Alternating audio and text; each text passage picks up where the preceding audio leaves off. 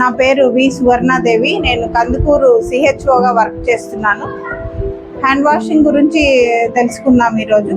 Hand washing ముఖ్యంగా ఎప్పుడు చేయాలి అంటే, ప్రతిరోజు మనము వంట చేసే ముందు హ్యాండ్ వాష్ చేయాలి, భోజనం చేసే ముందు హ్యాండ్ వాష్ చేయాలి. ఎస్పెషల్లీ వాష్రూమ్ వెళ్ళొచ్చిన తర్వాత, బాత్రూమ్ యూజ్ చేసిన తర్వాత మనము హ్యాండ్ వాషింగ్ అనేది చేయాలి. ఈ హ్యాండ్ వాషింగ్ ఎలా చేయాలి అనే దానికి 6 స్టెప్స్ ఉన్నాయి.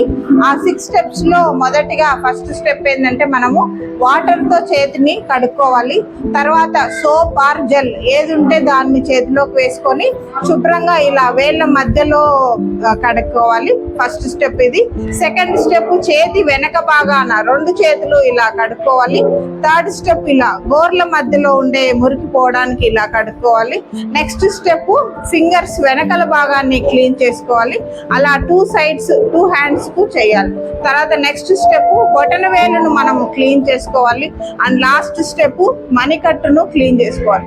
ఈ స్టెప్స్ అయిపోయిన తర్వాత మళ్ళీ వాటర్ తో శుభ్రంగా కడుక్కున్న తర్వాత చేతుల్ని ఇలా మాత్రమే పెట్టాలి, కిందికి పెట్టకూడదు.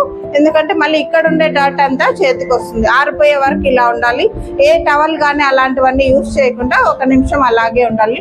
టోటల్ ఈ ప్రొసీజర్ అంతా 20 సెకండ్ల కంటే ఎక్కువగా, అంతకంటే ఎక్కువ టైం చేయాలి. అప్పుడే మన చేతులంతా శుభ్రంగా క్లీన్ అవుతాయి. ఈరోజు అక్టోబర్ 15న నేషనల్ హ్యాండ్ వాషింగ్ డేగా మనం జరుపుకుంటున్నాము.